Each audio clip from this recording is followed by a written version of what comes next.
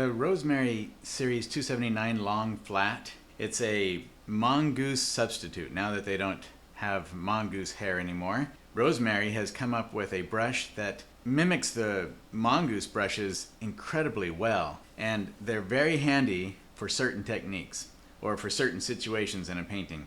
Now, most brushes can be used interchangeably in a lot of different situations, but for the most part I like to use bristle brushes because the texture in a bristle brush is so thick and so rigid, and I can get very definite strokes and have incredible strength of movement with it. With the mongoose style brushes, and these are actually made now I think with badger hair, they're much less stiff than a bristle brush, a hog bristle brush, but they're much stiffer than a sable. So you'll see sometimes artists, I know in my early days back in the 80s, I ordered a whole bunch of sable brushes because those were the standard for painting. And once I started painting with them, I thought, oh, these are terrible. These are so soft. I can't do anything with them. But that's because of the style of painting that I was using and that I still use today.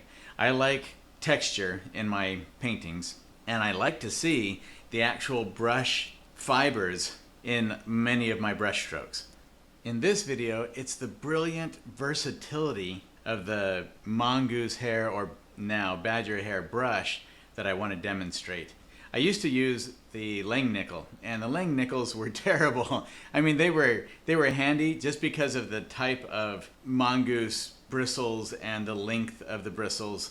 They were very handy for foliage, real rough kind of unpredictable foliage and that sort of thing. But the bristles were always falling out, sticking in my paintings. They were a real hassle that way. So I would go from like a number 12 Lang nickel down to a size 8 or 6 in no time because so many bristles would fall out of it. But with the Rosemary, they're amazing. She has done a fantastic job of mimicking the mongoose without using mongoose hair. And this Masters Series 279 is an all-around beautiful brush because it can do so many different things. I can get a nice smooth stroke like what we saw in the very beginning of this. What you were seeing was the wash that I put on and how it started to drip down the panel. It was starting to set up a little bit, so I came in and I used the softness of that mongoose rather than the stiffness of a bristle brush that would take a lot of the paint off. The softness of that mongoose allowed it to reform, and I could get that color back on there without it just looking all smeary. But also with the mongoose, I can load that brush up. If I take a whole bunch of paint and really mix it, kind of not mixing it too thoroughly so that there are a lot of colors in there all mixed and striated throughout that mixture, and really load the fibers of the Series 279 brush up, then because the bristles are so long, and when they're loaded, it splays the bristles a bit, and you get those individual brush fibers showing in the texture of the paint. And that's what you can see here. I'm using a combination of almost this entire painting, I think, was done with just those two brushes. I think a size 8 and a size 4, 279 long flat. And I could get all of the thick textural foliage in the background, as well as the thin little lines of paint that I wanted on the buildings, and the buildings themselves, creating all of those nice lines in those buildings. I took the different clips that I put into this from the Mabry Mill video that we have in our monthly membership, so that you could see all the different functions of that Rosemary brush, or of the badger hair brush. It's just a brilliant, brilliant brush. I love it.